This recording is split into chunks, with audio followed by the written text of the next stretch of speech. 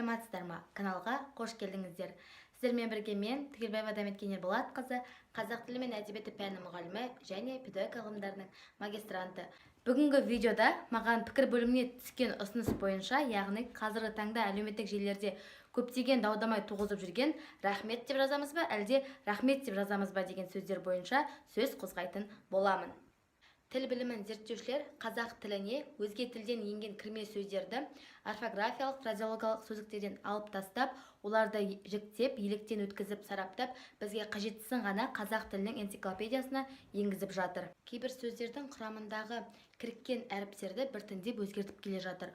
Соның бірегейі рахмет, рақым, қош, харам, халал сөздерін қазіргі таңда қ әріпімен рақат, рахмет және де харам, халал сөздеріндегін арам, адал деп өзгертіп енгізіп отыр. Ахмет Байтұрсынұлы әліпбиінде х әрпі қолданылмаған. Бұған сүйенетін болсақ, қазақ тіл білімінің атасы кірме әріптерді қолдануға қарсы болған. 1983 жылы қазақ тілі орфографиясының негізгі ережелеріне толықтырулар мен түзетулер енгізген кезде осы кірме әріптердегі х әріптерін қ әрпімен қолдануда заңдастырған. Тіл комитетінің басшылығымен 2013 жылы жазылған қазақ тілінің орфографиялық ережесінде рахмет деп жазылған. Осыған орай академик Рабиға Сыздықтың 2000 жылы жарық көрген қазақ тілінің анықтағышында рахмет айту, яғни х түрінде берілген. Оған академик Рабиға Сыздықтың пікірін келтіретін болсақ, ол қазақ тілінде сөз соңында қатаң мен үнді дыбыстардың тіркесімі ғана жүреді деп айтады. Ол мысалға алатын болсақ, ант, серт, шарт сөздерінде. Ал одан басқа қатаң мен қатаң, үнді мен үнді мен қатаң деген сыналар қазақ тіліне жат, яғни олар кездеспейді деп тұжырымдайды. Олай жазатын қ мен м бірге қолданылмайды деп көрсетеді.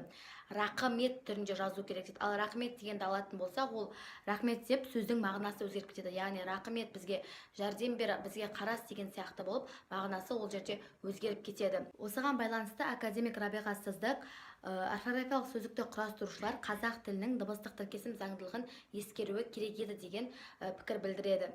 Ахмет Байтұрсынұлы да өзінің атын орысшалап Ахмет деп, немесе қазақша нұсқасында Ақымет деп жазған дейді. Ақындардың өлеңіне келетін болсақ, Мағжан Жұмабаев жасаған кең рахметтің кілті нашар деп рахмет түрінде көрсетеді. Сонымен қатар Мұқағали Мақатаев ойлы жас түсініпсің, рахмет, рахмет деп тағы да рахмет түрінде көрсетеді. 90 сөздің тобықтай түйіні біз 2013 жылы жазылған соңғы қазақ орфографиялық сөздігіндегі рахмет нұсқасын пайдаланамыз. Және де осы тіл туралы анықталып, сарапталып жазылған сөзді қолданып, өзгелердің санасына сіңіре беру қажет деп есептеймін. Алға тіркеліп пікір қалдыруды ұмытпаңыздар. Сау болыңыздар.